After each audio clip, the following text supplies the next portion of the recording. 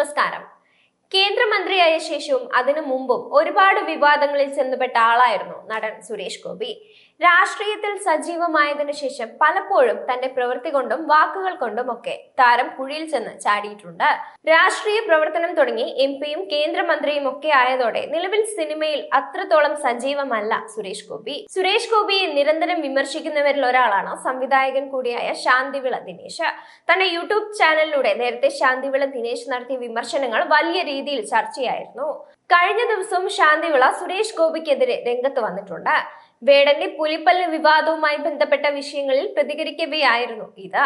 ഇപ്പോഴിതാ വീണ്ടും സുരേഷ് ഗോപിക്കെതിരെ രംഗത്തെത്തിയിരിക്കുകയാണ് ശാന്തിവിള ദിനേശ്.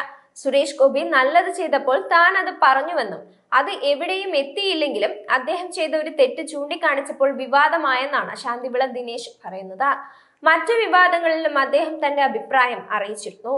വെറൈറ്റി വാർത്തയ്ക്ക് നൽകിയ അഭിമുഖത്തിലായിരുന്നു അദ്ദേഹത്തിന്റെ പ്രതികരണം. ശാന്തിവിള ദിനേശിന്റെ വാക്കുകൾ ഇങ്ങനെയായിരുന്നു: നമ്മൾ എത്രയൊക്കെ മാന്യമായി ജീവിച്ചാലും ആരോഗ്യ പ്രശ്നങ്ങൾ ഉണ്ടാവുമെന്ന് അറിയാമല്ലോ. ഞാൻ മദ്യപിക്കുകയോ പുകവലിക്കുകയോ നോൺ വെജ് കഴിക്കുകയോ ഒന്നും ചെയ്യാറില്ല. എന്നാലും നമുക്ക് ഉള്ളിലിരിക്കുന്നതിനൊക്കെ പഴക്കമില്ലേ? അതുകൊണ്ടാണ് അസുഖങ്ങൾ വരുന്നത്. നമുക്ക് ഒരുപാട് സുഹൃത്തുക്കളുണ്ട് പ്രാകാനായിട്ട്. ഇവനൊന്ന് തുളഞ്ഞു കിട്ടട്ടെ എന്ന് പ്രാർത്ഥിക്കുന്ന ആളുകളും ഒരുപാടാണ്. നമ്മൾ നേരെ വാ നേരെ പോവായാൽ പ്രശ്നമാവും. നമ്മൾ എന്തെങ്കിലും ഉണ്ടെങ്കിൽ അത് പറയരുത്. ഞാൻ അങ്ങനെയല്ലല്ലോ. ശത്രുവായാലും മിത്രമായാലും നമ്മൾ അത് പറയണം. ആര് തെറ്റ് ചെയ്താലും ഞാൻ അത് പറയാറുണ്ട്. നമ്മുടെ സുരേഷ് ഗോപി ഗാന്ധി ഭവനിൽ ചെന്നിട്ട് അവിടെ ഒരു പെൺകുട്ടി പേരത്തൈ സമ്മാനമായി കൊടുത്തു. അപ്പോൾ സുരേഷ് ഗോപി പറഞ്ഞു, മോളെ, നിനക്ക് ഭാഗ്യമുണ്ടെങ്കിൽ ഇത് പ്രധാനമന്ത്രിക്ക് കൊടുക്കുമെന്ന്. മറ്റു രാഷ്ട്രീയക്കാർ ഒക്കെയാണെങ്കിൽ ചെയ്യുന്നത് എന്താണെന്ന് വെച്ചാൽ കാറിൽ നിന്നെടുത്ത് പുല്ല് എന്ന് പറഞ്ഞുകൊണ്ട് എറിഞ്ഞിട്ട് അങ്ങ് പോവും. പക്ഷേ ഇയാൾ എന്ത് ചെയ്തെന്ന് വെച്ചാൽ അത് ഡൽഹിയിൽ കൊണ്ടുപോയി പ്രധാനമന്ത്രിക്ക് കൈമാറി അവിടെ അദ്ദേഹത്തിന്റെ വസതിയുടെ മുന്നിൽ നട്ടു. അപ്പോൾ ഞാൻ അതിനെക്കുറിച്ചൊരു എപ്പിസോഡ് ചെയ്തു. അതെ, സുരേഷ് ഗോപി 1 രൂപ കൊടുത്ത് സ്ത്രീകളെ കാലിൽ തൊട്ട് തൊഴുവിച്ചപ്പോൾ ഞാൻ പറഞ്ഞു ആ ചെയ്തതും വെറും ചെറ്റത്തരമാണെന്ന്.